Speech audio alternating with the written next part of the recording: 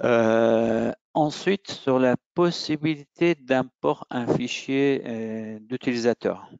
En réalité, quand vous créez des groupes dans votre console, donc il est possible d'aller chercher.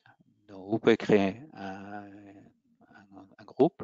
Alors, un groupe, ça vous permet en réalité de mettre dans un package un ensemble des utilisateurs qui utilisent certains produits. D'accord? Donc, pour en créer un groupe, donc ici, vous le voyez, par exemple, moi, j'ai créé des groupes pour MAM dans lequel il y a nos formateurs qui sont liés à ce groupe-là. Donc, on peut créer des groupes pour les utilisateurs. On peut créer des... Voilà, donc pour créer un groupe, c'est tout simplement créer un groupe. À partir de là, vous donnez un nom. Ben là, je vais faire un groupe pour post-formation qu'on a, par exemple, de formation. Je crois que j'avais fait sur l'exemple de 6 à 10. Donc, si je veux faire un groupe comme ça, créer un groupe, voilà. Le groupe est créé. Et à partir de là, vous allez dans ce groupe, par défaut, il n'y a pas d'utilisateur, donc vous allez ajouter les utilisateurs. Et là, vous pouvez aller chercher les utilisateurs ou vous pouvez importer. Alors, importer, ça sera un fichier CSV. Donc, vous allez chercher ce fichier-là. Alors, dans le fichier, je crois que j'avais fait un fichier local ici. Vous voyez, c'est ce fichier-là. Je vais ajouter plusieurs utilisateurs. Donc, automatiquement, vous voyez, quand vous importez, vous allez ajouter ces utilisateurs qui contiennent dedans.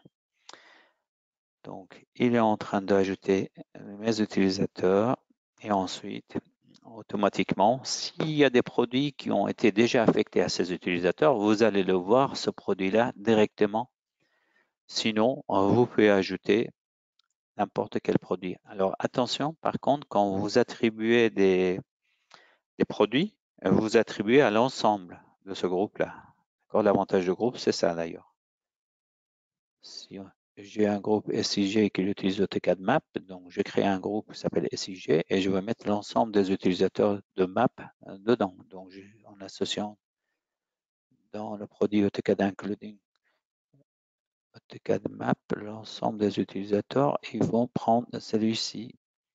Donc, là, en plus de problèmes de son, actuellement, on a des problèmes d'Internet aussi.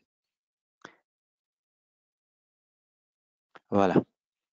Donc, vous le voyez directement, les éléments. Et pour affectation, vous allez cliquer ici. Voilà, vous voyez, donc vous avez accès à l'ensemble de produits qui est ici. Et vous pouvez sélectionner les éléments que vous souhaitez affecter. Par exemple, je vais prendre n'importe, on va dire, AutoCAD Map, voilà. Ou je prends l'ensemble de ça. Sinon, oui, je vais prendre ensemble AutoCAD Including attribuer tout. Donc, il faut savoir que de toute façon, si vous prenez AutoCAD Map et n'importe quel, c'est un seul, on va dire AutoCAD Including, c'est une seule licence pour tout. Donc, automatiquement, tout est affecté quand vous allez dans l'utilisateur. Et ici, vous avez l'ensemble des utilisateurs. Ils ont accès à cette licence que vous pouvez annuler à n'importe quel moment. Voilà, j'espère que c'était assez clair ici. Alors, seule chose qu'il faut faire attention, quand vous créez votre fichier avec, par exemple, Excel, un tableau Excel, la première ligne, ça sera ignoré. Donc, sur la première colonne, ça sera le prénom, le nom. Il faut respecter par contre ça. Et ensuite, les adresses mail. Il faut faire attention à une chose. Parfois, quand vous exportez d'Excel un fichier CSV, il le met en point-virgule. Donc, vérifiez avant, renommer format texte, regardez et éventuellement remplacer les points-virgules par virgule. Parce qu'il faut pour Autodesk, pour importer, il faut que ce soit séparé les éléments par une virgule. Voilà.